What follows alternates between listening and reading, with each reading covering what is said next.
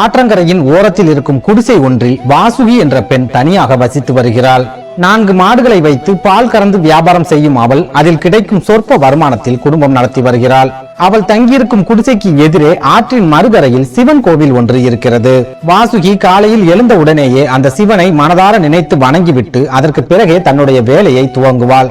இரவில் தூங்குவதற்கு முன்பும் சிவனை வழிபட்டு விட்டே அவள் தூங்க செல்வாள். இந்த சூழலில் ஆற்றின் மறுகரையில் இருக்கும் அந்த சிவன் கோவிலைச் சேர்ந்த பூசாரி ஒருவர் வாசுகியை சந்தித்து சிவனுக்கு அபிஷேகம் செய்வதற்காக தினமும் பால் வேண்டும், உன்னால் கொண்டு வந்து தர முடியுமா என்று கேட்கிறார். சிவன் மேல் அளவுக்கு அதிகமான பக்தி வைத்திருக்கும் வாசுகி இந்த வாய்ப்பை தனக்கு கிடைத்த பெரும் பாக்கியமாக கருதி சிவபெருமானின் அபிஷேகத்திற்கு பால் கொண்டு வந்து தருவதாக உறுதியளிக்கிறாள். அன்று முதல் தினமும் ஆற்றின் மறுகரையில் இருக்கும் சிவன் கோவிலுக்கு வாசுகி பரிசலில் சென்று அபிஷேக பாலை கொடுத்து விட்டு வருகிறாள். இந்த சூழலில் ஒரு நாள் திடீரென பரிசல் ஓட்டிக்கு உடல்நிலை சரியில்லாமல் போனதால் வாசுகியால் சரியான நேரத்திற்கு சிவபெருமானுக்கு அபிஷேக பாலை கொண்டு போக முடியவில்லை. அபிஷேக பால் வராத காரணத்தால் சிவபெருமானுக்கு அன்று நடைபெற இருந்த பூஜைகளும் முழுமையாக நின்று போகிறது. இதனால் கோபமடைந்த அந்த பூசாரி வாசுகியை சந்தித்து எதனால் பால் கொண்டு வரவில்லை என்று கேட்கிறார். அப்போது வாசுகி பூசாரியிடம் பரிசல்காரனுக்கு உடல்நிலை சரியில்லாமல் போனதால் தான் தன்னால் ஆற்றை கடந்து கோவிலுக்கு வர முடியவில்லை என்று வருத்தத்துடன் கூறுகிறாள்.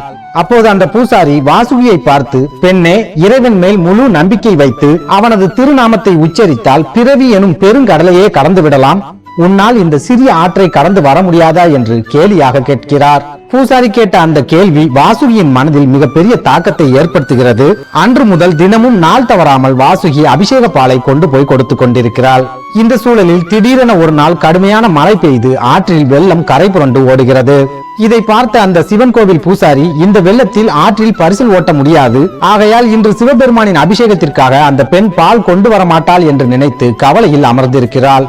ஆனால் அந்த பூசாரி சற்றும் எதிர்பார்க்காத வகையில் சரியான நேரத்தில் வாசுகி அபிஷேக பாலை கொண்டு போய் கொடுக்கிறாள். இதை பார்த்து ஆச்சரியப்பட்ட அந்த பூசாரி, ஆற்றில் இவ்வளவு வெள்ளம் வரும்போது எப்படி பரிசலில் நீ வந்தாய் என்று கேட்கிறார்.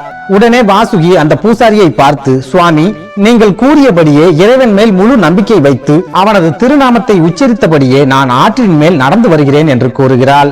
வாசுகி சொன்னதை கேட்ட அந்த பூசாரி, அஷ்டமா சித்திகளை பெற்ற சித்தர்களுக்கு தண்ணீரின் மேல் நடப்பது என்பது முடியாத காரியமாக இருக்கும் போது ஒரு சாதாரண பால்காரியால் எவ்வாறு தண்ணீரின் மேல் நடந்து வர முடியும் என்று சந்தேகமடைகிறார்.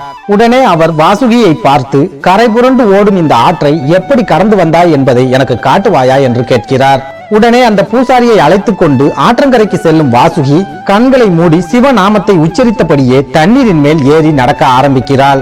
இதை பார்த்து அதிர்ச்சி அடைந்த அந்த கோவில் பூசாரி, நாமும் தண்ணீர் மேல் நடக்க வேண்டும் என்று ஆசைப்பட்டு அவரும் சிவநாமத்தை உச்சரித்தபடியே தண்ணீர் மேல் ஏறி நடப்பதற்கு முயற்சி செய்கிறார். ஆனால் வாசுகியை போல் அவரால் தண்ணீரின் மேல் நடக்க முடியவில்லை, தண்ணீருக்குள் மூழ்கி விடுகிறார். இதை பார்த்த வாசுகி ஓடோடி வந்து அந்த பூசாரியை காப்பாற்றி கரைக்கு அழைத்து வந்து விடுகிறாள்.